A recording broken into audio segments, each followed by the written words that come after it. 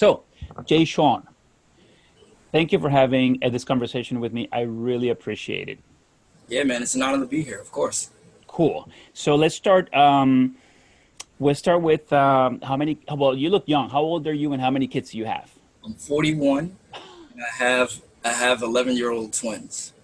Okay, you you only look young.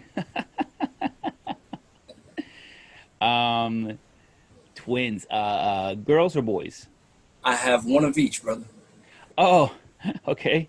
That's awesome. So I think that's a dream come true. At least that's what I wanted. That's what I wanted to happen. Like a single birth and boy and girl in one shot. Like that, you won the lotto, right? Oh, absolutely, man, absolutely. So, but that must have been a lot of work. Two kids at once. What was that like? I don't know how we survived it, man. It was crazy. I think when they were first born, it was just insane having two children that had no sense of time. We brought them home. My wife had a scheduled C-section, so she was really completely out of commission. She wasn't able to do much of anything when we first brought them home. So I can remember sitting them on the couch and sitting there like, what did I just get myself into? This is insane. Yeah, yeah. I bet. Two at once, man. I mean, so we had one at a time, and even that was insanely time consuming. It was exhausting. So, how did you do that? How did you do? So were you able to stay home for some time to help at the beginning? Yeah, so I work in education, and they were born over the summer, and I happened to be off. So I had the summer off. I had about a little more than a month with them before I had to go back to work. Right. Okay, cool. And so well, that was luck, right? I mean, you didn't plan it. Yeah, No, I mean you couldn't have planned the twins and the summer. Yeah, that's you were crazy lucky. universe did me a solid. Yeah, universe did you a solid. That's a good one. So, um, 11 years ago. Okay, okay. So, what? How has fatherhood changed you? How has it changed me? Uh, I think that it's made me. It has enhanced my sensitivity in terms of the world around me and the different things that are happening in this world. It makes me feel um, even more of a sense of responsibility for helping to bring about a world that they can live in and be safe in and thrive in. You know. Yeah, that's a good one, man. That's really, yeah. I think that's collected, like across the board, everyone pretty much says the same thing. I think it seems like if men who commit to their children, uh, it, there is a really interesting intrinsic change in sensibility, right? More empathetic, and definitely more, so that all goes out. It expands. There's this ripple effect into so your home, your family, your immediate community, and then yeah, you start thinking about, you have 11 years now that you've been thinking about, well, have you what sort of thoughts have you what kinds of things have you done around your neighborhood because you want to keep your children safe? Oh, well, yeah, there's a huge thing that's happening right now. I mean, in the immediate aftermath of the murder of George Floyd and, the movement for racial justice, my children and I have been intensely involved in the local chapter of Black Lives Matter. We meet every Saturday and every Tuesday with our group. We try to bring about awareness, justice issues, all kinds of justice issues, whether around race, gender, um, sexuality, just everything. Injustice anywhere is a threat to justice everywhere. So we try to create the kind of community, help create the kind of community that we would like to see translated into a global form. Yeah, yeah, that's cool. I guess, yeah. So, how do I say this? Out of that bad, good comes out. I guess.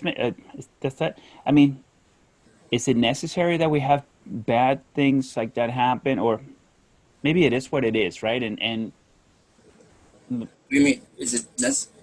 Is it necessary that we have the bad things happen? right? Yeah, I because I struggle with that, right? Like, but if it is what it is, right? It's happening, and it's well. So I'm looking at the positive of you taking your children and teaching them about, um, getting involved in the community, right? Being proud of, um, participating um, in events that help improve the health of the community, right? And the whole country. But let's talk about immediately about the community. Yeah. I guess what I'm saying is it appears unfortunate that it has to come at such a high price, right? That this man was murdered in such a horrendous way. But it brings your family together, right? It's like maybe I'm going Yeah. too deep into this. I mean, Yeah, no, no, no, I think that this is something that has been happening for a long time. yeah, Since the first of our ancestors, stepped foot on these shores in 1619. It's been happening for a good long while. I think that it's a lot more visible now because of the advent of technology, and people have camera phones, and people are able to record these heinous acts, and society has to deal with it on a yeah, massive scale. We've been dealing with it forever, yeah, uh, but now society as a whole really has to confront it. yeah, yeah, yeah, yeah, yeah. I wanted I want to ask you, so I'm brown, I see but that. I see that. um, but I feel like African Americans get, I don't know, maybe it's the world in which I live, but I feel like African Americans get so much more, I don't know, have it so much harder than Hispanics. I feel that. I don't know if it's true, but the question I want to ask is, how much time do you spend? Oh, so but let me back up. When Trump was elected and started talking about Hispanics as well, right, and the Mexicans coming across the board, my children, for whatever reason, they think so. I'm Colombian, my wife is Mexican, but for whatever reason, maybe because I don't bring it up as much, and maybe because their cousins are my wife's sisters. Yeah, they're my kids' cousins from my wife's side are more their age, and maybe that's why they're a little more aware about their Mexican side. And we Right. did live in Mexico somewhere. Maybe that's why they think themselves as more Mexican than they do Colombian. But anyway, because Trump was talking about this whole Mexican thing and scaring people, they were scaring my kids, and I was having to think, how do I keep my kids safe now that the president of the country in which we live is looking down on us and potentially making the lives of my little children so much more dangerous, right? Right. But the question I wanted to ask is, so that's how I feel about it, right? But I'm wondering, if do you spend a lot of time, keeping talking to your 11-year-olds about, like, things to do to be safe in this world that is so aggressive towards African Americans? Yeah, sure. So I think me answering that question really has to start before my children were even born. Mm, It has to start from my own childhood. And okay. yeah, I can share with you that I was born in 1979. And my mom, I grew up in Queens, New York. So my mom, she would have these night terrors. This is some of my earliest memories are of her having these night terrors and screaming in the middle of the night because she witnessed her brother murdered, by NYPD in my family's home in front of her, my grandmother, my aunt, a couple of my cousins who were very little at the time, and this was an incredibly traumatic experience, for her, for our entire family, and it's had a generational impact, on all of us. Uh, so for me, just growing up as a child, I was acutely aware of just racism, uh, the fact that racism could be deadly, the fact that racism, um, has significant ramifications on your mental health, uh, just the total insidiousness of it. I was aware of that from the time I was a very very young child. Uh, so when my children were born, I knew that they were being born into a world that in many ways was a beautiful place. Did many things to appreciate, many things to um, to love and to be loved by, and that's a great thing. But there's also this specter of racism that's out there, Mm, and I would have to prepare them. Um, yeah. One of the first acts I ever committed as a father, actually, my wife told me. I remember the day she told me that she was pregnant. I was actually at work, and I left the job and I went straight to a bookstore. I went straight to a bookstore downtown Manhattan, and I bought a ton of books for them.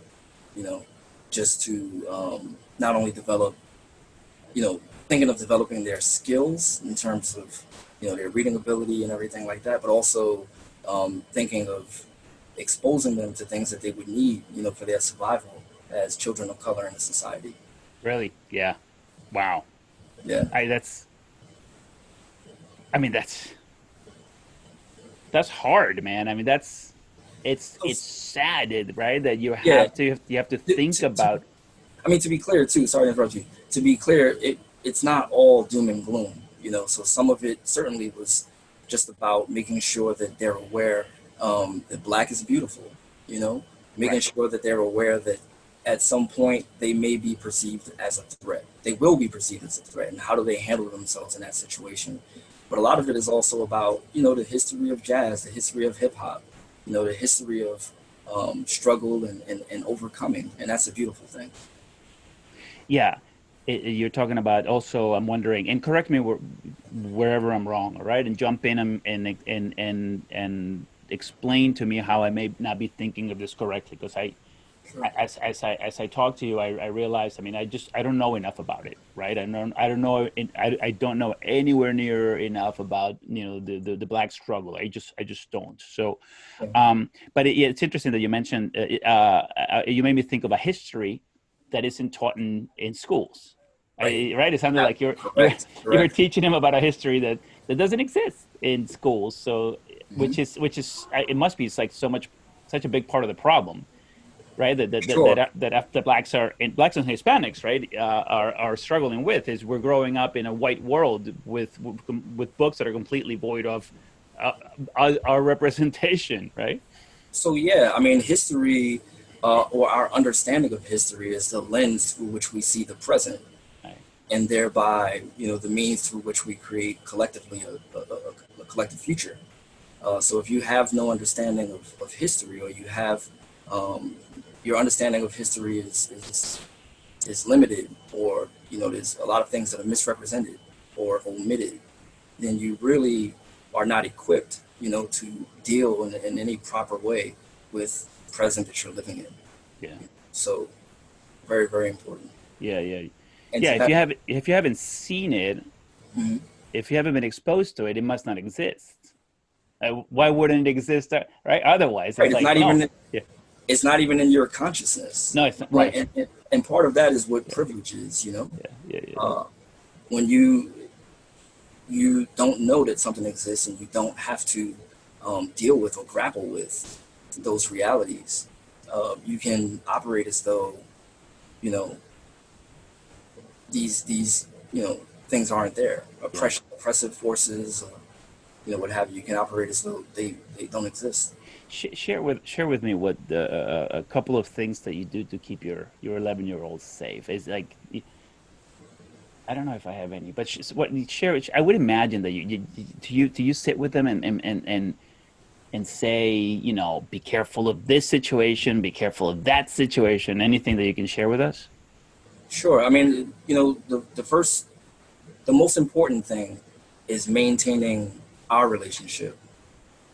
That's the first thing. Children have to feel safe and secure Mm, in their own skin. So making sure that they know that they're loved unconditionally, uh, making sure that they have a sense of self and appreciation for who they are, what they are, whether it's their physical appearance, whether it's um, just loving themselves wholly, even in the face of making mistakes and being fallible human beings, just knowing that they they're appreciated, they're valued, unconditionally.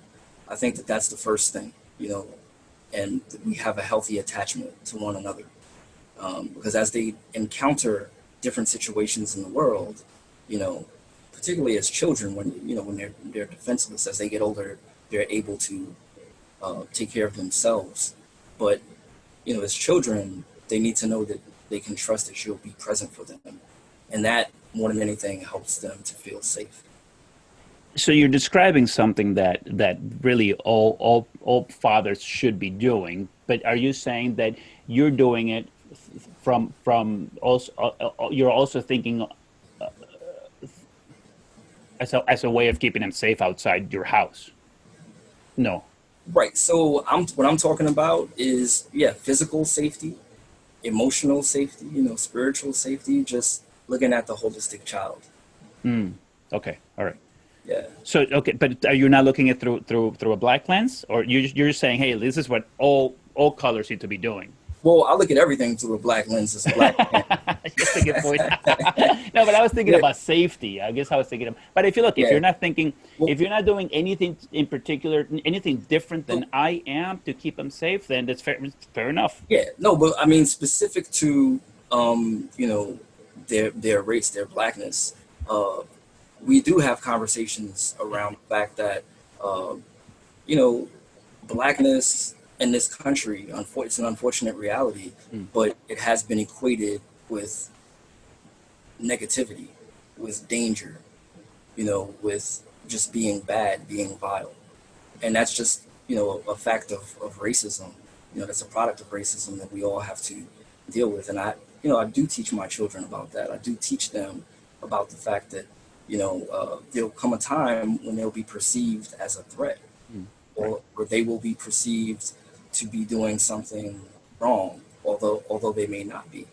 Yeah. Uh, and I talk to them about how they handle themselves in various situations, uh, whether they're dealing with police officers Yeah. or dealing with people on the street, who may turn out to be a vigilante. Or Mm, it's just yeah. it's a very somber thing that all parents of black children have to do. Yeah. It sounded a little bit like it sounded like no.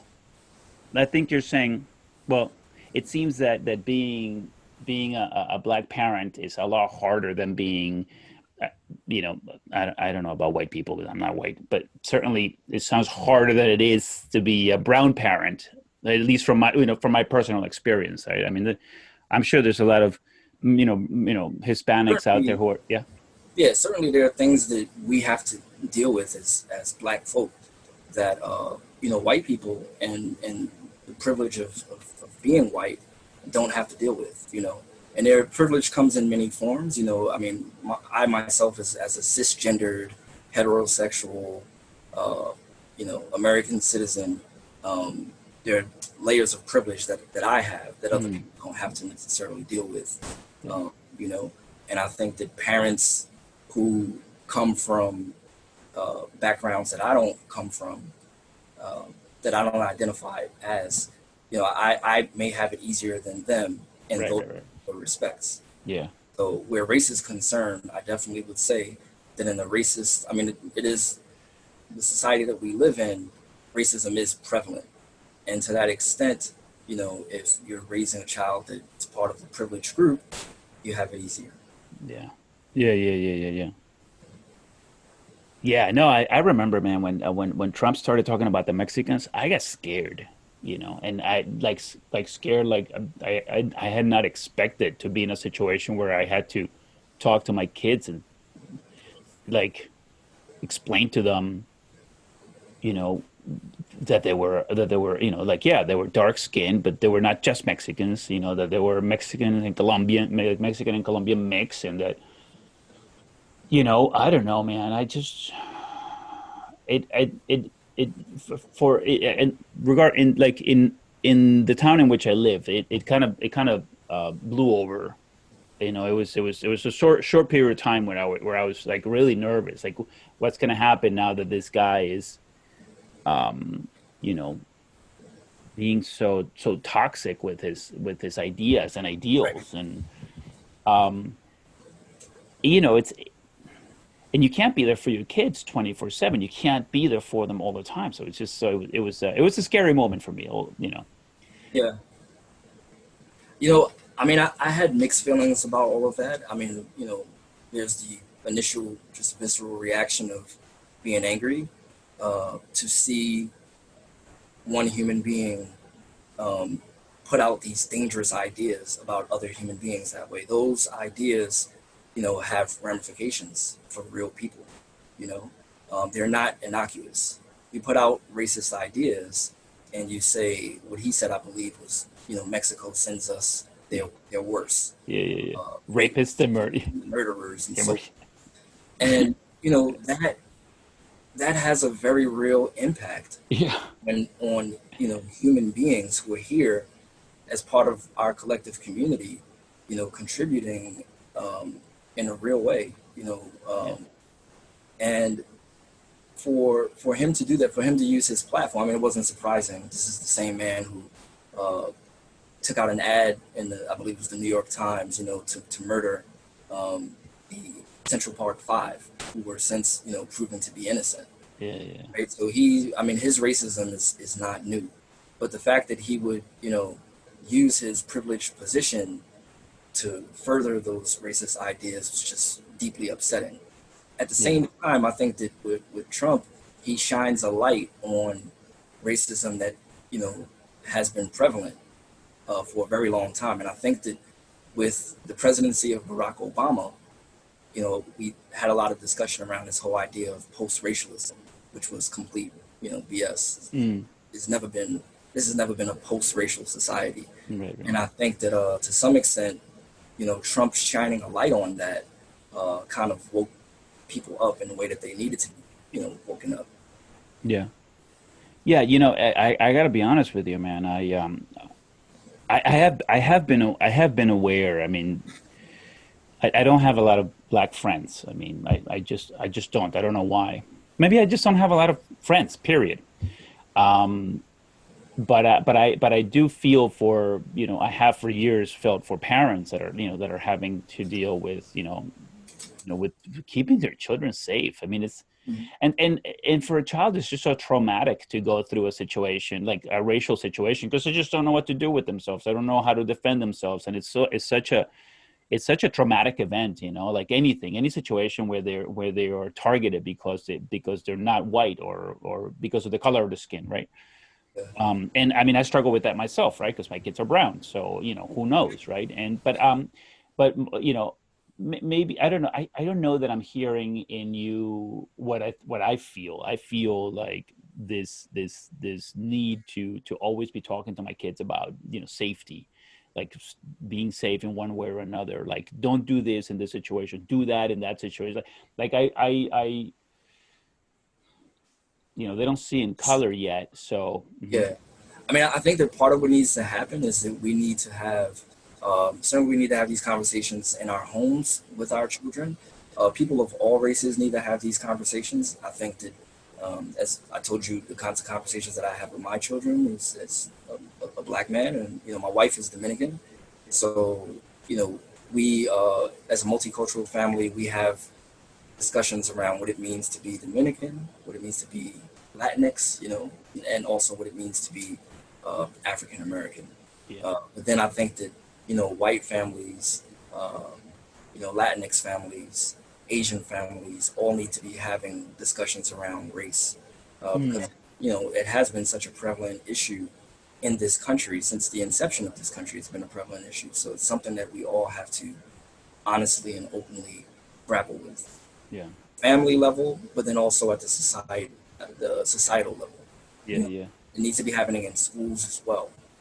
You know, Yeah. Yeah. I don't know. I mean, yeah, that's a whole other conversation, man. yeah. I struggle with the whole school system but anyway, let's stick to fatherhood. Oh, 'Cause- just to put something out there for you on that, I believe that um, a big part of my conception of fatherhood has to deal with also looking at the institutions because the old African proverb that says it takes a village to raise a child. It's true. None of us are fathers in a vacuum. Mm, So our fatherhood comes within the context of the societies we live in. That includes the school system. That includes the political system. That includes you know, culture, the different cultural systems that, you know, are around us, that includes religion. All of these things impact, you know, us as fathers. Yeah. Yeah. What was your what can you share anything about your dad with us? Yeah, so you know, my dad was he was a kid when he had me. You know, he's very young.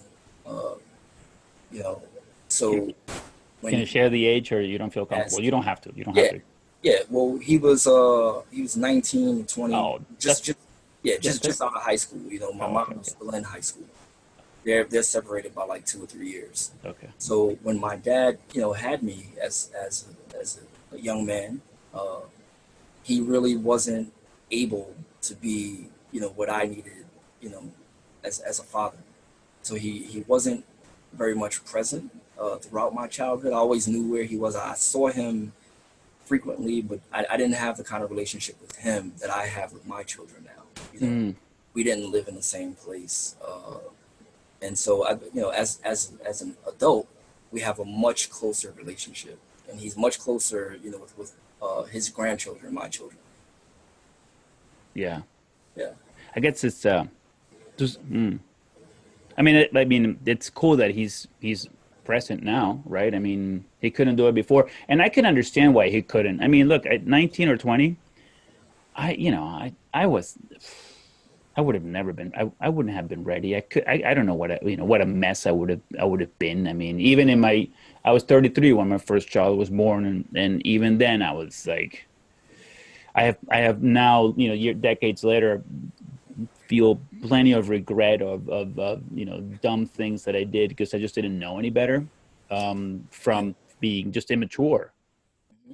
Well, same here, man. You know, I think one of the biggest ingredients to successful parenthood, not just fatherhood, but parenthood, is being, you know, non-stressed, uh, Mm, being able to be emotionally available to your kids, uh, and it's hard because, you know, there are natural stressors that we have to deal with in this life, just as a result of all of the societal pressures that we have. But I think that when you're able to get yourself together, you know, I was 30 when my children were born, so I was able to, you know, finish college, finish grad school, you know, secure a career that I felt, you know, was fulfilling to me, and we, you know, had a kind of material security that you know, my parents didn't have when they had me. So that made a world of difference, and it made me, it put me in position to be more successful as a father. yeah. Can is it okay? And you don't have to answer any question that makes you feel uncomfortable, because but can I ask you, your dad wasn't around. Who raised you? Primarily my mother and my paternal grandmother. Oh, okay. Yeah, Yeah. they were the That's primary cool. ones. Yeah, yeah, yeah, yeah, yeah. No, my dad, I don't know if my dad wasn't around. My mom took care of everything. Yeah, by Yeah, I was herself. raised by a bunch of women, man. It was, you know, my mom, my paternal grandmother, and, you know, a bunch of aunties. Yeah. Uh, those, Yeah. those were the folks who raised me. That's interesting. Yeah. Um, how did you how did you turn out to be so different from your dad? Do you know? What do you attribute it to? Yeah, I think, in terms of my dad and I are similar in many ways, but in terms of my experience as a father to my children, and the experience that I had with him as a father to me was very different because I think of, you know, when we had children. You Yeah, know, I had children at the age of 30. I was at a completely different place in my life than he was at the age of 19, 20 years old. So I think that, you know, made the primary difference between the ways we parent. You know, and we also grew up under different circumstances. You know, for me, I think that being raised by women, you know, single women. I mean, my grandmother was a widow. My grandfather, my paternal grandfather passed away before I was born as well. So I only met one of my grandparents. But all the women that I was raised by were, for the most part, you know, they were single. There weren't really uh, many uh, men around. There were a few, but you know, it's mostly women. And I think that, you know, with my dad, he had his dad around, and he was just raised in a completely different set of circumstances than myself. Yeah. Yeah. Yeah. So, yeah, that's interesting that there were not a lot of men around. I've heard that before. Yeah, and when I say that, they were like, so, you know, the men in my life, the my family members, um, they were physically present, but they weren't able to be emotionally present, fully in a way that I could fully benefit from whatever it was they had to teach me, share with me as I was going on my own journey into adulthood, into manhood. Yeah, Well, that's weird. yeah, I observed a lot of things in them, uh, and so yeah, you know what? I'll completely open up and be vulnerable and share, some stuff about my family. So as I shared with you before, my uncle Phil, this is my mom's brother. He was shot in the back in our family's residence. So I had another uncle, my uncle Johnny, right, who was a man in my life. Amazing, individual. I remember looking up to him so much because, he was a very tall, handsome guy. Played basketball. I'm a big fan of basketball. Grew up loving basketball, and he was very good at it. Um, Always very nice, very kind. But the way he coped with the trauma that my family went through was, he developed a chemical addiction, and so for me, I witnessed, his descent, into that Mm, that that realm, uh, and that had a profound impact on me. Just seeing him in the streets and seeing him in some pretty, dire predicaments, yeah. you know. And so I think with him, and I had a couple of other uncles as well that just struggled in their own ways, uh, and it's very complicated. It's complicated. I don't want to speak here as though I'm harshly judging them in any way. Yeah, yeah. It's I think that mental health, wasn't something that was as readily available or culturally accepted as it is now. Yeah. So, when I reflect back on my family, I think that a lot of the men in my family dealt with things, you know, the only way they could at the time. And for me, observing them, in a lot of ways, I kind of observe what not to do. So for me, like to this day, I don't drink anything, like no alcohol, no champagne, no wine, no nothing. Uh, because of Yeah. what I saw. And it also Yeah. drove me to do well as a student, to create a different kind of life, a different kind of reality for myself. Yeah. You bring up an interesting point.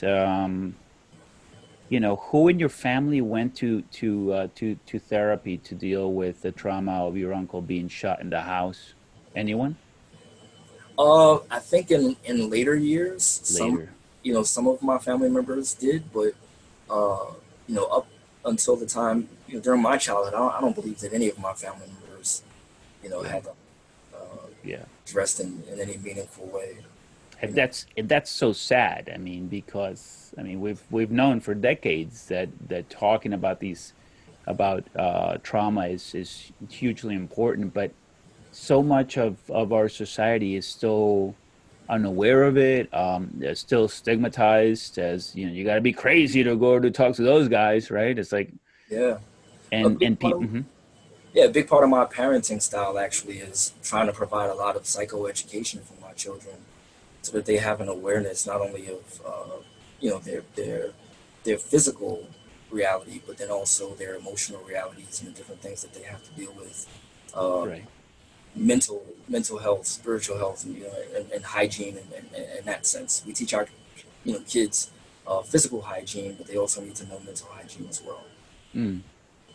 I hadn't thought about mental hygiene, but that's important. It's a great term to use, right? It's sort of it's good to give it a word, a simple word, right? This is the reason to talk about issues or any problems that we may be having between the family members, or even just by ourselves. The reason to talk about it is because you would do it for the same reason that you would bathe yourself, right? Right, right. Physical hygiene, mental hygiene. I like that. I hadn't thought about it that way. Yeah, it's very important. I think that we're very we like things that are tangible. You know, we like things that we can see. So to give you, I mean, we've been talking about trauma, right? We've been talking about trauma. So when there's physical trauma, if say you know you have a laceration on your thigh, or you know, and blood is leaking out, people, it's apparent to you. They can see it. You know, Yeah, people will say, okay, you need to get some you stitches. gotta.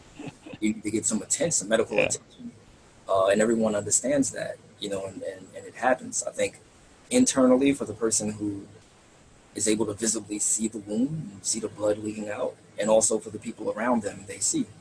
mm, Uh, but if it's, you know, an emotional wound, yeah, less apparent to folks. It's less apparent uh, to the people around you, to the systems around you, yeah, and in some circumstances, also, it's less apparent to the person who's had that wound inflicted upon them as well. Because I think, you know, even from childhood, we learn uh, to to kind of hide our emotions. You know, we don't deal with them. If you cry, particularly as a man, a lot of times, if you cry, you're perceived as, you know, you're weak, yeah, something wrong. So people, you know, will hide their emotions, and therefore they're not able to get the help that they need. yeah, yeah, yeah. You made me think of yeah, the example of, if you have a cut, everybody can see it, and everybody can see that a cut isn't normal, right? You have a cut, you need attention, Right. right? Um, but what you made me think of is um, is you know so, so many of us were have some sort of trauma from very early on, right? Traumatic events are classic of childhood.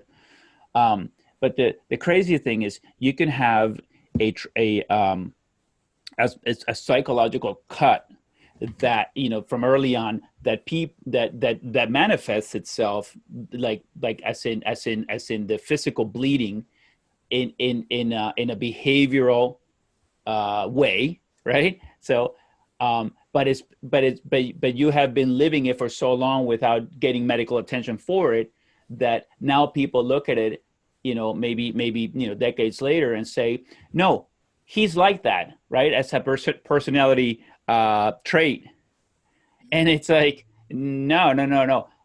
And because it's a literally, it's almost impossible for, well, no, it's impossible for anybody non-trained, right, not looking for the emotional cut, to recognize it as something that is not them. It's something that they've it's they've sort of, it's a reaction to what happened to them. Am I making sense? Yeah, absolutely. So I think that we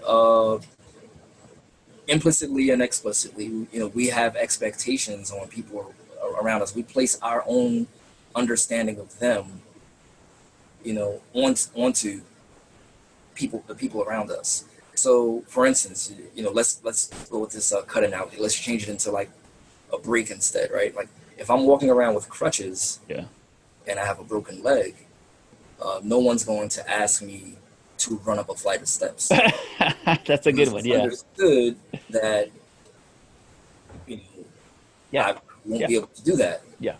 Uh, However, you know, if you take that same trauma and you translate it into the emotional realm Yeah. where you can't see it, sometimes we can have unreasonable expectations that we'll place upon people. And in those expectations themselves, you can be doing damage, you know? Yeah. So it's very important to just to listen, you know, to listen and to approach people and approach situations with humility, and approach parenting with humility as well. I think a lot of times, as men, you know, we're kind of taught in different ways that we have to be authoritarian. You know, it has to be um, what I say goes. Yeah. You know, get it done. But you know, we have to approach parenting, and uh, we have to approach interacting with people in our communities, um, situations, all of these things, we have to approach them with humility and try to listen, try to observe. Yeah. Yeah, Yeah, and that's a great listen. You got to listen. So yeah, if you could, the advice you're giving to parents of all ages, but I think in particular, well, all ages. I mean, all ages. I mean, all fathers of all ages need to listen to their children. I mean, you have to. Yeah, I mean, I don't get tired of talking about of repeating this. You got to listen to your kids. You got to give them a place to be themselves. You want to be curious about them, about their personalities. Yeah, if they have that emotional scar that you were talking about, that isn't obvious because they're not wobbling right on their legs. Those are hard to see, man. If you have some emotional scar that is becoming who you are, appears to be a personality trait, maybe that's it, right? Like, what's one way of how can a father, right? A father has to be curious and has to want to listen, and possibly trying to listen for the scar. I mean, you have to be curious about that, right? Like, what about my child's behavior right now could be something that I'm not recognizing. You have to be curious like that. You have to be looking for something that you cannot immediately see, right? yeah. And when you say listen, a lot of times, it's hard to get to the questions, but maybe if you're listening hard enough, you can hear, something of value that's being said, right, it's being not said, it's being, um I don't know, it's underneath, Well, right? think about this. In order to be curious, a precondition to being curious is you first have to admit that you don't know Yeah. something. You have to admit that you don't know, and you have to be vulnerable enough to admit that you care to know, and that involves humility. It Mm. involves having a non-authoritarian kind of Yeah. attitude. It involves empathy and being able to see something from someone else's perspective. Uh, when you don't have those things, you're not able to do that. And I think that too often we approach parenthood, um, men in particular, with this idea of I am, the beginning and the end. What I say goes. My understanding is the only way, uh, and it's less of a partnership, with our children. It's less of a partnership than it should be. I think that ideally, uh, you you earn your child's trust. You work with them, you work on your relationship with them, Mm. um, and you model the kind of not only humility but empathy, passion, all of those things that they need to have for their own survival. Yeah. You model that in your parenting relationship with them. Yeah, yeah, you're not the first guy to talk about earning your children's trust. Yeah, And it's a great message, man. It's a great message. That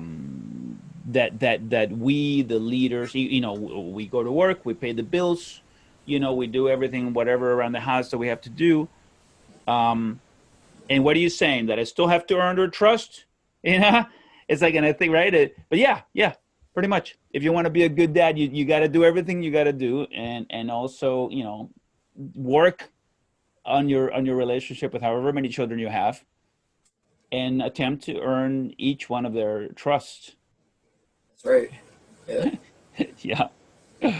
And I of course I like this because I think that the opposite of this conversation might be, um there's this idea that I've heard, growing up, that, um or over the decades I've heard this idea that the way to toughen up a child is to be tough on them, or with a heavy hand, or, maybe, a spanking, or, like to toughen up your children, you got to be tough on them. Maybe that might be easier to understand, right? And that would be like, that might just be the opposite, right? oh, But it's definitely just the opposite because even if you get short-term compliance, that's what it is. you get a child to do something in a short term. Yeah. In a long term, what you've taught them by hitting them or by using your relationship even as a weapon. Mm, What you've taught them is that your love for them is conditional, and yeah. you taught them that this is the way you deal with conflict. If it's hitting them, okay, you use violence. If it's shunning them, Yeah. sometimes I've seen this happen where a parent will shun the child. Then you've taught them, you use avoidance. You don't process, and the child doesn't learn anything from that. The funny thing is, you look at the word discipline. I think that's the word that we use when we talk about trying to get kids. Usually, it's some coercive method of getting them to do what you want them to do. Hmm. But you can look at it, and it's really about teaching. Discipline. We know the word disciple. If you're a disciple of someone, um, you have a certain amount of reverence for that person. You have a certain amount of love for that person. And to truly discipline, to truly get someone to be able to learn and to grow, you have to have that relationship with them. There has to be Mm. reverence and respect and love. Yeah. Yeah. Yeah. Yeah. Yeah. I think there's definitely no better way to destroy your relationship with your kid than to try to toughen them up by beating on them. I mean, that's the that you're I mean, you're really doing them so much harm. Yeah, definitely in agreement there, brother. Yeah. Yeah. Yeah. Yeah. Yeah. No, I love I absolutely love the idea that the way that I toughen up my boys, and they're 12 and 13, is by loving them tons, loving them tons. It's like, because I see it as, I'm the safety net, like the reason, you're talking about privilege and power, and I think that, that's what I provide with love, like, I build them up because they can do whatever, like, I don't know, maybe, like, Yeah, they can do anything, because I'm behind them, I'm underneath them, I'm here to right. catch them, right? And they know that, and that way they feel empowered to do that, to do Yeah, things. yep. Yeah, and you also, I think that the idea of toughness, I Yeah. think, you know, that should be fleshed out. I mean, for me, I think for a lot of people, toughness means lack of sensitivity. Just kind of, you know, this idea of like cool, like it doesn't Yeah. matter. You don't feel anything. And for me, that's just the opposite of my own definition of toughness. Toughness is you're aware. You have a sensitivity to things, and you have an elasticity. You can adjust. You're nimble. Um, I think that for for kids to be resilient, you know, they have to be adaptable. And to be adaptable, you have to have awareness. You have to know what's happening around you. And you have to nurture sensitivity, you know?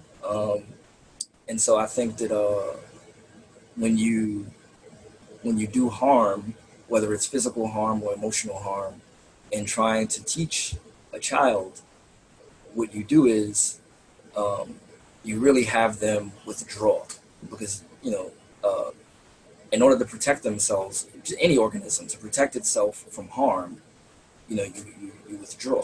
Yeah.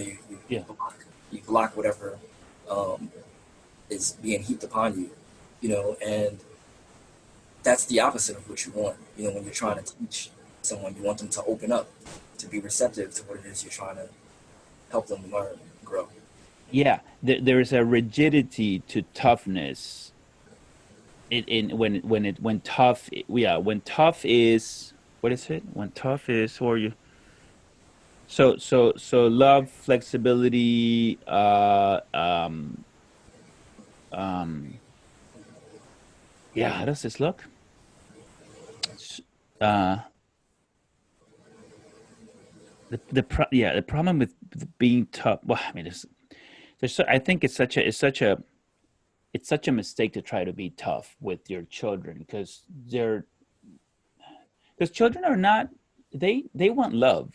I mean, this is yeah, like Absolutely, yeah. given the opportunity, given the choice, if a child could choose at birth, which they can't, but if they could, they wouldn't go with tough. They wouldn't go with tough and rigid. They would, I mean, like, you would, if you would, the clear path for any animal, right, or let's say human beings, is is love and compassion, right? And to be cared for, and to, to be considered an equal or an individual, right? And so I think maybe where the idea of toughening up children by being tough on them came from people who are primarily living in very tough environments, where they think, well, this environment is so hard, I gotta harden these guys right away. But my point there always been, I don't think that the way to do is to the way to do it is to beat on them. Even in the toughest of environments in which I haven't lived, but I have obviously seen in the news, heard of places that are just insanely tough environments in which, here in the U.S. to grow up in.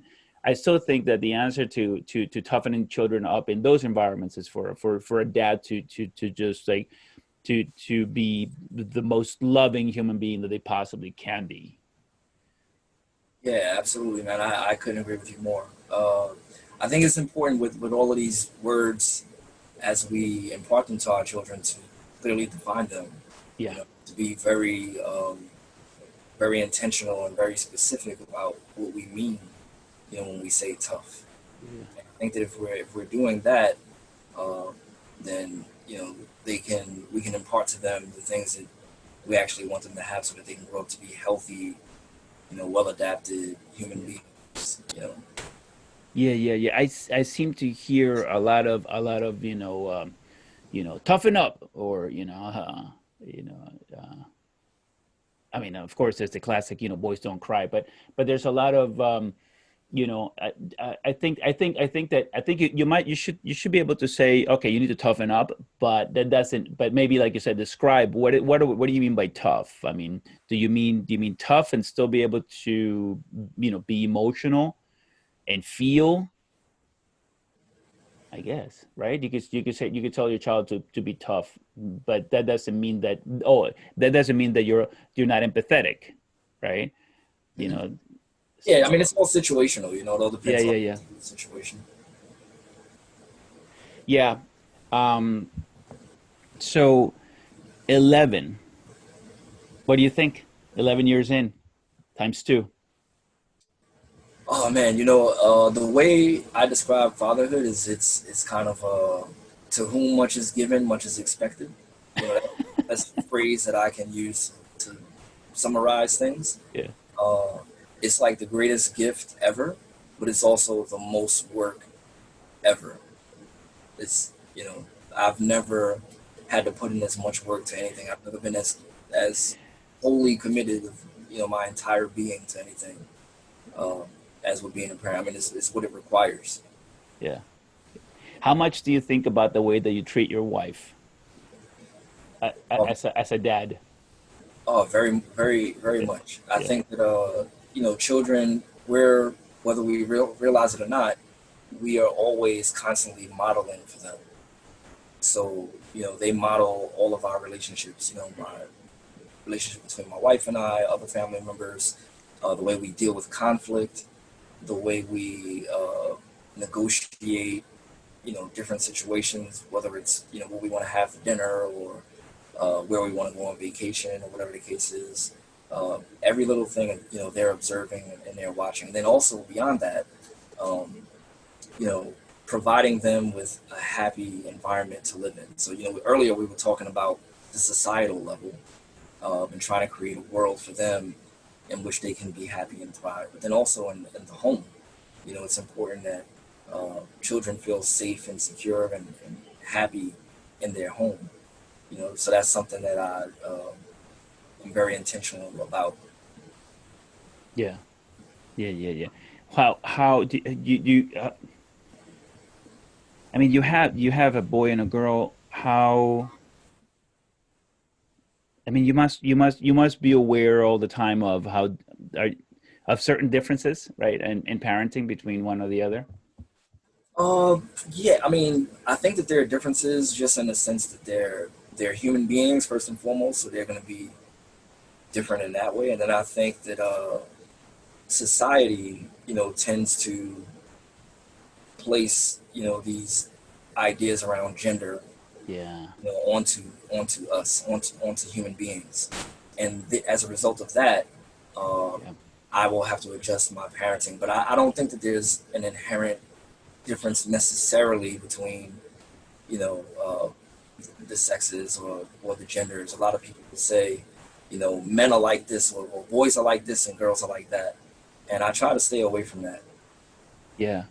You must. I think what you made me think of is that when you talked about society placing these what gender role Yeah, gender roles and yeah, and expectations. expectations, you probably end up having to especially with your girl, do a lot of like damage control, right? Right? Society says that girls can or cannot do X, and you end up having, right? You're probably Right. always working on saying, no, no, no, hold on, right? This is right. Yeah, yeah. I think it's been interesting having twin boy and girl and raising them at the same time. What my wife and I have done is we've exposed both of them to the same things.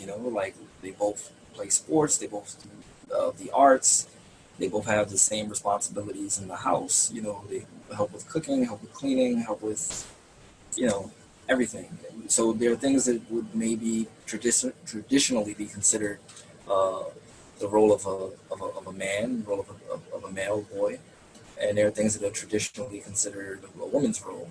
But for my children, I try to make sure that they do, a little bit of everything, Right. regardless of, you know, if it's my daughter or if it's my son.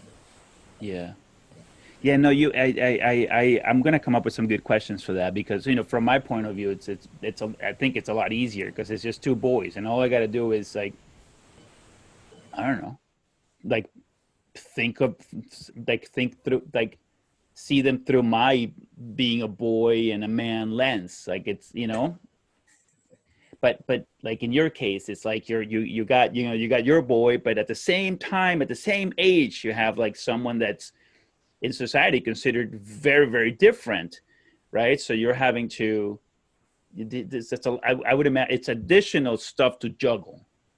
I mean, as a product of this society, I'm sure like I have been susceptible in one way or another to these gender norms that are kind of ingrained into us. And it's not again, it just for me, I understand, or my belief anyway, is that that's not a physiological thing. It's not a matter of like genetics or something that you're born into. I believe that um, different societies conceptualize of the idea of manhood and womanhood in different ways, and depending upon the society that you're born into, you are acculturated to accept that particular form of um, gender reality, if you will. Uh, Yeah. but for me, um, I try to not to be as minimally impacted by that as possible. And I also, from the time my kids were born, I didn't make any assumptions about uh, their sexuality. Who they would date. My son, I would say, talking to him, hey, when you get older, when you have a boyfriend or girlfriend, Yeah. and Yeah. I'd say the same thing to my daughter. Yeah. And just have to be open. Yeah. Yeah. I've done the same thing. I like for years I've been like, I've been like, one day you're gonna have a girlfriend or a boyfriend, whatever, man. I'm not judging. Yes. Yeah, no, I'm super totally. I'm very cool with the idea. I mean, I couldn't care less. Personally, I just couldn't care less. Whatever, man. Whatever you like, whatever way you want to, whatever, whoever you are, whoever you want to be, it doesn't matter, man. Yeah, as long I as they're happy, and as long as they're not doing any harm to somebody else, Right, I right, support them. right, right, right. Well, and it goes back to toughening them up through love. It's like and attempting to be as unconditionally loving and unconditionally as possible. I do catch myself. We talk about unconditional love, but it's hard because like sometimes we're being conditional. We don't even know we're being conditional, right? That's a tough one, man. Like you have to be like looking in the mirror, like doing this thinking about your thinking about your like a checking in all the time as an adult, even if your kids are 11 or 12 or 13 already, if they've been around for a decade, you still need to be asking yourself, am I thinking through this correctly? You're talking like you said earlier, you're like, you have to, if you have to be able to stop and say and question yourself. um and this is a big one for men. This is a big one for men, which you said is like, you have to be willing, you you have to be willing to to be wrong. You have to yeah, you have to be willing to be wrong. You have to allow that in your own life, that you're not always right. And even possibly making it a point of saying, on this topic, I absolutely feel that I'm right, even in those, on those, right, that you could stop yourself and say, but what if I'm wrong? Yeah, the funny thing, I think that it builds confidence in children if you yourself can admit that you're wrong about something, and you you figure it out together. Excuse me. You figure it out together. Whatever it is, whether it's a particular fact that you thought was Yeah, correct, and you shared it with your child, and uh, it comes out that actually you got that wrong. You can say, "Oh man, thank you for correcting me. I didn't know that." It makes it easier for them to make mistakes and uh, less fearful of doing so. And I think that you know gives them a sense of freedom. To go out there to be themselves and to not worry about making mistakes. You make a mistake, you correct it, and you move forward. You learn, yeah, grow. yeah. I grew up. I don't know where I got this, but I growing up and for decades into my 20s. But I read myself into my, maybe like mid or so 20s, late 20s. I remember having to have answers to everything, having Yeah, to panicking at the idea that I might not know the answer to something. right, right, And I right. was so troubled by that, so bothered by it. I one day, and I, over a couple of years, as I realized that I was doing this, and I started seeing people's reactions to what I was saying. And then through reading also helped me, be able to say, I don't know. And I know that with my kids, I've been able to model that, which is, when someone asks me a question and I don't have the answer to it, I go, I don't know. I like to be okay with that. Yeah, it's great for them to see us say that we don't know, and not that we don't know as in a dismissive, I don't know, whatever, right? But like I don't know, and it's okay, and we can find the answer. If it's something that we need to find the answer to, let's find it together. Let's learn together. Yeah, yeah. I certainly hope that my kids have picked that up, and they don't feel like they need to know. I don't. Yeah. No, it's freeing too to not know and not have to have an answer every time. I mean, it's like Oh yeah, this weight off your shoulders, man. It's like, nah, yeah, I don't know. It sounds silly, but it's not, man. I remember like the pressure that I would put on myself to have answers to, and a part of it was that I felt that if I didn't know, I would be perceived as a, I don't know, less than, right? yeah. Like, Less valuable, less worthy. yeah, less worthy, like a bit of a fool for not knowing. Right. But now, at my age, it's like, oh, it's so great. I don't know, but I'll find out, or Yeah. it's hard. It's still, sometimes it's hard. Sometimes you have expectations of yourself, and sometimes I will say, man, you know what? I should have asked that question. I think clearly I should have asked. I should know the answer to this question that you're asking me. Um, and I could be hard on myself, but I'm not gonna lie. I'll be like, but I'll find it. I'll figure it out. And I'll do my best to not allow that to happen again. But and like you were saying, we're always modeling these. We model. I don't know. We model what 99% of the time, and we talk like 1% of the time throughout. Like throughout a day or throughout a month. So to if I am being who I say I am being, they will have seen me in situations where I have said I don't know, but I'll figure it out. It's interesting. So your kids are coming up to their teens. What are you are you freaking out or panicking or anything? Oh man, I try to just kind of ride the wave, and try to stay afloat to the best of my ability, take things as they come. I've heard a lot. I mean, I work with teenagers, so I do have some, idea of what I might be, you know, encountering Yeah, during those years. But each child is different. So we'll see how it goes, man. I'm just gonna ride the wave and do the best I can. yeah, yeah, yeah. I've been thinking. So in a conversation that I was having with someone, I don't know, a month or so back, they were telling me how much they were struggling with their kids, and and I asked them, well, how was your relationship with them, when they were little, and then the answer in essence was that it wasn't that great then, like dad wasn't really spending that much time with them. So I just want to say here, I think that e- uh, the teenage years are complex for human beings, but for you as a dad, if you were not there when they were two, three, four, five, six, during the easier years, it's gonna be a lot harder. When they're teens, and if you're a dad and your teen is like out of control and you didn't spend time with them when they were little, I Yeah, think that the answer to your question as to how to survive these teenage years is through love. Just like be loving, understanding, and recognize that you're gonna have to be there more than you were before, and yeah. present. Couldn't agree with you more. Yeah, I think we think on a lot of these topics.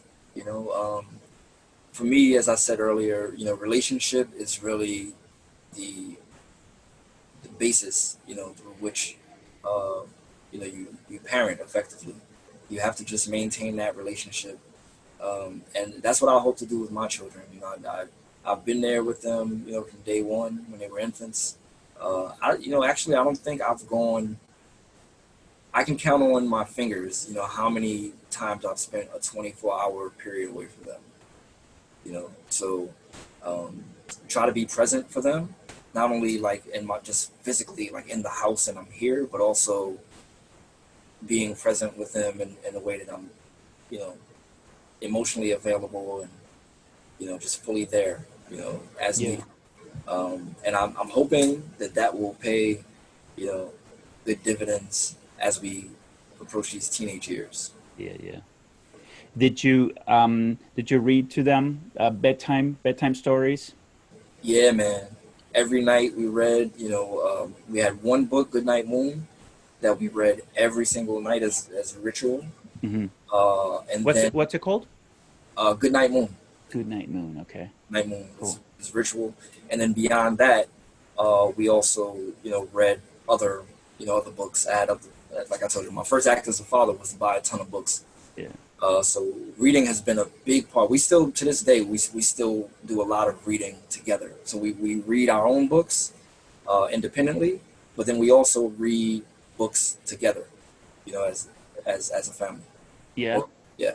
Well, independently together. What does that look like together?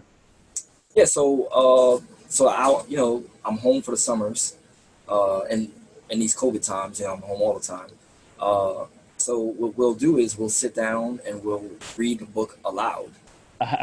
We'll read a book aloud, together. We just finished the last book we read. We finished reading Ibram X. Kendi's Stamped from the Beginning. Yeah, We read that, um, and so we'll, one child will read a chapter out loud, and we'll kind of annotate as we go along, and we'll reflect on it. yeah, Uh, when they're finished reading, we'll read the entire book. yeah. We'll have a conversation about it, and they'll even write up a summary.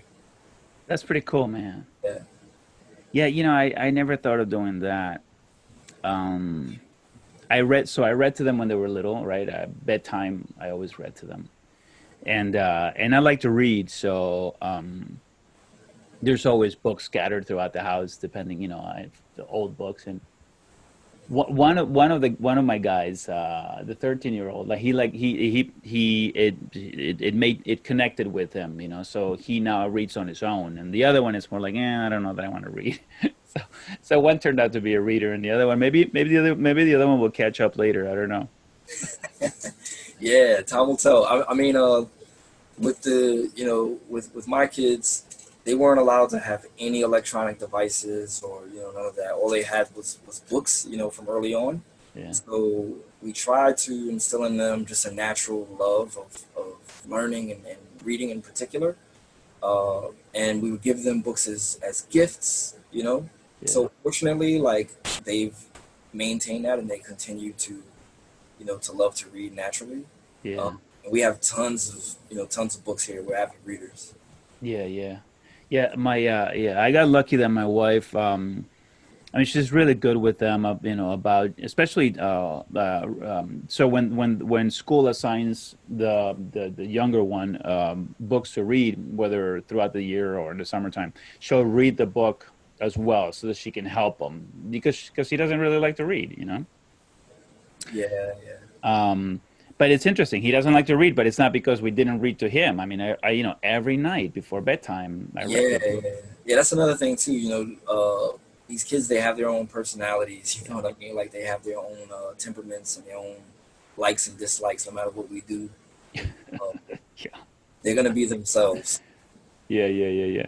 It's interesting about personalities, and there's also, and this is something that just recently happened actually this weekend for me, which I'm very excited to share. The oldest is a lot like, I think, yeah, he's always been a little more like me, and like, so I'm very active. I'm very,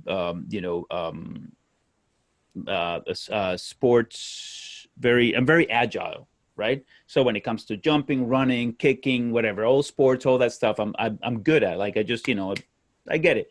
It's like in me. And the oldest is, has always been like me, but the youngest was always a little bit more timid. I don't know if maybe like more like his wife. I don't like my wife. I don't know. But a little more timid. And I was always like, oh man, one of my kids is not like, the agile type like me. And the reason I wanted him to be was because it's infinitely easier for me to take him to do something that I'm going to enjoy, right? Right. But yet the younger was, he was struggling a little bit on the bicycle. He might have been struggling a little bit on the skateboard. And I was like, I don't know, man. Like, I was worried. I'm like, I don't, what if, is he gonna be like this forever? Like, I was right. And but I'm very happy to announce that, like, this past weekend we went bike riding, and he did great on the bike. Like, he just like over, like, so I don't know what happened. It clicked, and he was better on the bike. And then we found Nice. these structures, these like old abandoned structures, and he climbed up it, like he got it, he made it happen. And I was like, oh man, I was happy. I was like, yes, all right, this guy also, has that agility that I value. Well, I don't know that I value it, but that's who I am. I don't, like, I never think of jumping something. Like, I never think of, like, not being able to jump over something. I never think of not being able to jump off of something, or to, like, in terms of my body control. I've always been like, yeah, let's get on the bike and do that crazy thing. It's a non-issue, right? It's super easy. Or let's get on that skateboard and make that happen. And as I thought about my younger one, I felt like, oh man, we're not gonna be able to share that. But that's so it's interesting, because all of that to say that sometimes we may have these expectations of our kids at age 4, 6, 8, 10, and we're like, and we may be pushing them really, really hard to become something that they're not ready to become. Right. That's the whole point of the story. That maybe it'll take 11 years, maybe it'll take 15 years, maybe it'll take 18 years, right? And the lesson here for us, for dads, is be patient. Yeah. Everybody's different, like you said, right? All children are different, all human beings are different. And just because he's not, doing parkour, at 10 doesn't mean that he's not going to be amazing at it at 17. Right. That, that's one of the challenges for me too. Just meeting my children where they are. I think that in different respects with both kids. So my son, with that whole physical aspect, right? Like I like to get up early and go run. Every morning I'll get up, I'll go run, I'll do some calisthenics outside and come back in the house. And when he was really little, I'm talking like 5, 6 years old. I'd come back in early in the morning, maybe 6:30 in the morning, and he's there, waiting. As soon as I, come in the house, set of steps, right there on my left, and he's there, like waiting, like, "Daddy, my turn." He wanted to go out, and I'm tired, but I'm like, "Oh, this is so cool." So we developed a ritual of going out, to run and to exercise together, which was so awesome. It just flowed. And then meanwhile, my daughter, she's not trying to hear it at all, bro. Like she just doesn't want nothing to do with it. And for me, it's like I want to instill in both of them the idea. I mean, I hadn't planned on doing it so early with my son, but he Yeah. initiated and he wanted to do it. So hey, why not? And it's so much fun. So I wanted to include my daughter as well, and she's not trying to hear it. But then in other respects, like my son, he's as I said, I really love to read. Um, and my daughter is a lot more into reading. Like she'll read the dictionary. We read the dictionary together for fun. Like she enjoys it, and she'll get upset if I don't have time to do it. Right. So whereas my son, I have to like fight with him, to try to do something like that. Like he'll watch documentaries. He loves history documentaries and things like that. We get into that together. But uh, writing, anything to do with, dictionary, he's not trying to hear it. Well, the your experience as a dad is making me look really bad. I am definitely not liking you, man. You're like super dad. No, I wouldn't say You're that, man. kicking so much butt, man. Like all the Nah, stuff that you're talking about, making me super jealous. no, man. I want to have to step up my game, man, after everything that you're saying. No, no, no, no. That's awesome, and I'm happy for you. Good for you. I mean, like, man, you made this happen, and you made it happen so good. I hope that other people are inspired by your story about, how, I don't know, man. You sound good. Especially with I love the reading part, man, because it's like, if you know how to read, if you like to read, if you can read, if reading is like is the answer to forever having mentors and guides and teachers, and Yeah, forever being able to grow and evolve and yeah, mature, exactly, exactly. Yeah, I'll tell you, one of my biggest goals as a parent is just to raise children that will be critical thinkers. yeah, I don't want to indoctrinate them with all of my ideas. I have my own ideas, and I'm biased in my own ways, and that I have a lived experience that has molded who I am, and that's just a reality. But I want my children to be able to have a love and appreciation of learning, a capacity, for going out there and figuring out, the answers to questions that they're curious about that they don't know the answers to, and an ability to kind of take in information that comes from whether it's from the media or it's from school or wherever, to be able to take that information in and really think critically for themselves about what makes sense and what doesn't make sense. Even information for me, I don't expect them to agree with me on everything. Like I want them to just be critical thinkers and think for themselves. yeah. No, that's awesome. And talking about reading, while you were talking, I remembered, I remember, I remembered, there was a dad that I was talking to that was, he was trying to get his son to read, and his son, didn't want to, and the dad was really angry because, like, he was upset about it. It's like, I try to get him read, I try to get him to read, and he won't read, and I'm like, oh, all right, well, so, well, how many? So I said to the dad, well, when was what was the last book that you read? And he goes, I don't read. Yeah, Yeah, I'm like, wait a minute, what? you, yeah, you, you don't read, but your expectation is that he does? And that silliness reminds me of this idea that that a lot of parents are trying to make their children someone better than the father, right. and that's like such a big mistake, man. And I see it so often, like oh, and it's cloaked in I want him to be better than I was. Yeah, Yeah, but you're destroying the relationship while you're trying to do yeah. that ridiculousness. And you know, I mean, I get it. I get the idea of wanting better for our children. I think that makes sense. I think it makes sense to want them to be better than us, but we can't live vicariously through them. We can't put the pressures of what we want for their lives and um, onto the it's at the end of the day it's their life, so you try to instill certain values or certain practices. So yeah, like I want my kids to think about fitness and to exercise. I want them to think about. We talk about education versus certification, which Mm, aren't always the same thing, right? yeah, yeah, Do you go to school, and it's very important, strategic. Like so much is tied to educational attainment. I mean certification. When I say yeah, educational attainment, right? You have a high school diploma. Do you have a master's degree? Do you have a college degree? Do you have a doctoral degree?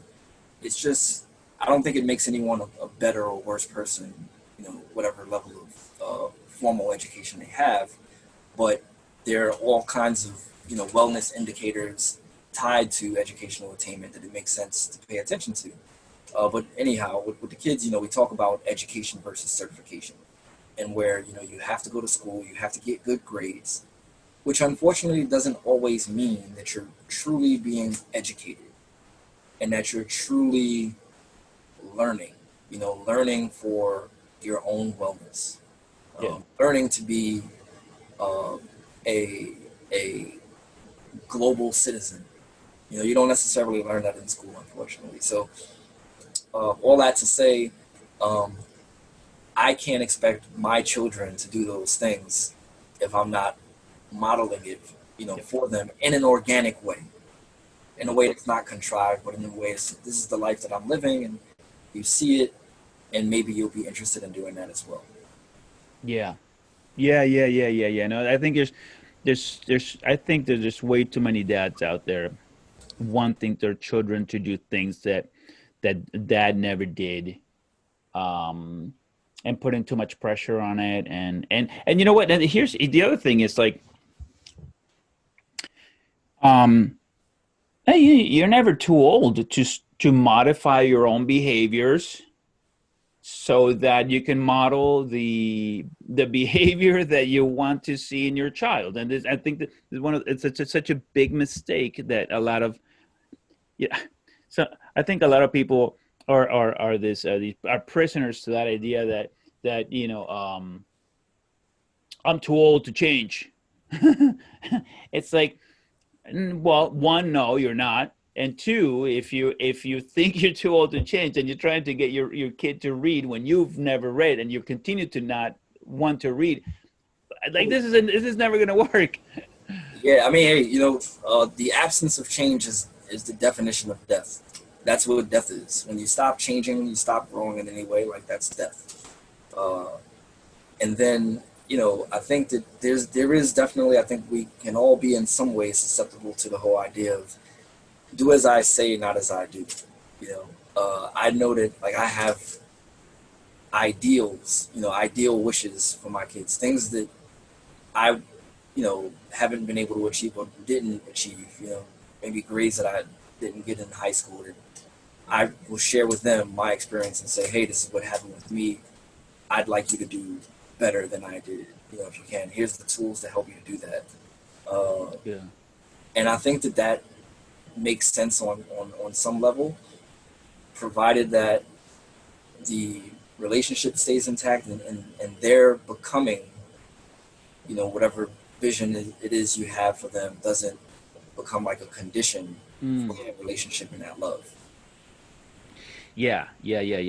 So I think the lesson here in the key word is it's got to be relationship driven. Whatever it is that you're pushing.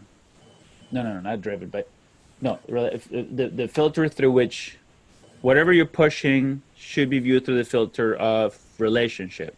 Is that am I saying? Does that make sense? Right? You're or it has Yeah, to yeah has to right has to or maybe it has to come from a relationship place whatever right yeah, I agree.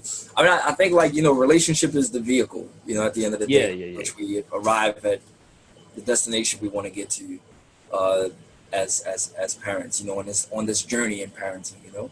yeah Relationship is what takes us to where we want to go. And yeah so like let me interrupt you once so let's say okay here we go sports I want you to be better at sports and that comment has to come from a relationship place right meaning if you're pushing to the extent that you're ruining the relationship, then you should stop, right? If you're right, yeah, okay, exactly. all right. Sport, music, right? I want my kid to play, the trombone or guitar as well as I did, but you got to see that through relationship, right? If you're pushing the kid so hard that you're ruining your relationship with him, I just, Well, I when just, it's yeah, yeah, when those conversations are rooted in relationship and not rooted in ego. If it's uh, rooted in ego, then it's about me.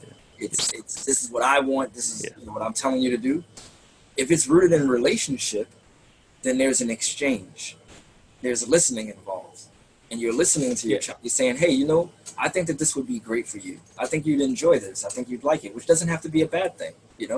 right, But you listen to your child, and your child is saying, "I'm not into that," or "Okay, I'll try it," and they try it, and then they don't want to do it. And when you're listening to them, then it's a collaborative process. It's not you imposing your own unilateral will on yeah, them, from yeah. your ego and your own needs. Yeah, yeah. I like the idea of relationship because I mean it's just that I think that I mean I don't know if I'm being silly, but I think my best friends when I get old, really old, I guess, because I'm already getting old. You're I not think old, man. I think my best friends in my 70s are gonna be these guys, man, and that's what that like, and that doesn't mean that I'm gonna be permissive or that I've ever been, and I'm never gonna be. I'm always gonna I'm always gonna be a little I don't know rough, a little tough, but but I'm gonna do it with respect and with love and because I think that they're gonna be my friends later. Like I hope that they'll wanna hang out with me. Like and I'm afraid that a lot of that too many dads that are being too tough and thinking in like I said maybe not thinking about themselves Hmm. they're not going to have that relationship later like I do see that a lot of children are going to want to continue to talk to their parents even though their relationship was less than ideal but that's not where I want to be. I want my kids to talk to me because I'm freaking awesome. You know what I mean? And I want to see them because I think they're awesome. But going back to the ego that you mentioned, the problem I think, and this is a key insight I think for maybe hopefully at least one dad listening to this is are you are you saying this to your child because they're oh yeah because they're an extension of you, right? Like and talking about the ego, right? Well, my Right. kid's gonna do great because I'm gonna look good in the community because my Yeah. kid's such a great soccer player and that's why I gotta push him. Yeah. Ugh. Yeah. Yeah. Sucks for your kid. Yeah. Yeah. Like I said, I think too often, um, and I've seen I work, as I told you, I work in education, so I've worked with so many parents over the years, uh, and you see sometimes you have folks who it's really just about them. It's Yeah, about living vicariously through the child. The child is a reflection of them. I mean, all of our children, in some respects, they are their own individual people, but in some respects, they are reflections of us. But that is not, you know, why we parent.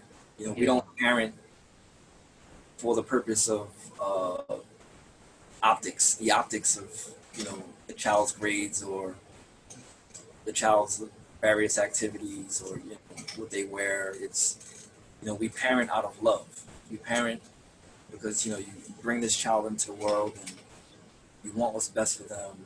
You love them and you collaborate with them along their journey into self-sufficiency in, Yeah.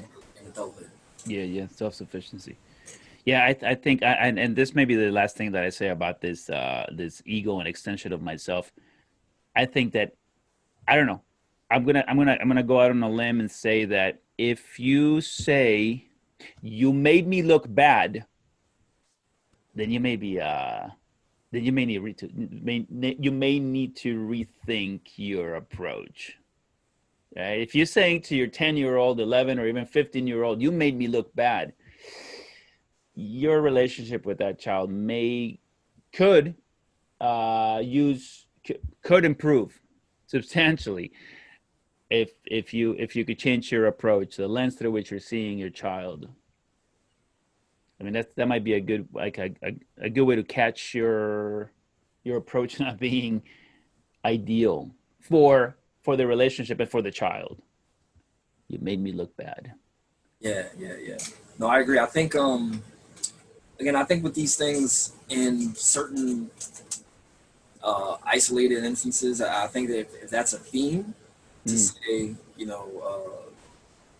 the way you move in the world and your life is about making me look good. mm, That's that's clearly problematic. I think one thing I do teach my children is that everything that they do impacts other people. It impacts uh, the family unit. It impacts the community. It impacts different maybe different different positions they may represent. You know, so that is something I do believe that it is important to be aware of your life exists not only for you, but it does exist in relation to others. And to that extent, you have a responsibility to other people. It's not about the optics of it, but it's about the reality of knowing that your actions can have consequences beyond your immediate self. yeah, yeah, And I think that that makes sense. But as you're saying, if you're just talking about um, how someone looks in a particular situation and it's all about appearances, then that's clearly just coming from a place of ego yeah. and not actually caring about the child's wellness. Not caring about the child. Yeah, yeah. Um, Jashaun, I think that's it, man. I think we did good. All right, man. Nice talking to you. I think it was a great conversation, man. I enjoyed it a lot. Yeah, likewise, man. Thanks for having me. I appreciate it. I think we could have kept going for a lot longer, but maybe we'll have a part two to this conversation. I'd enjoy that, man. Thanks.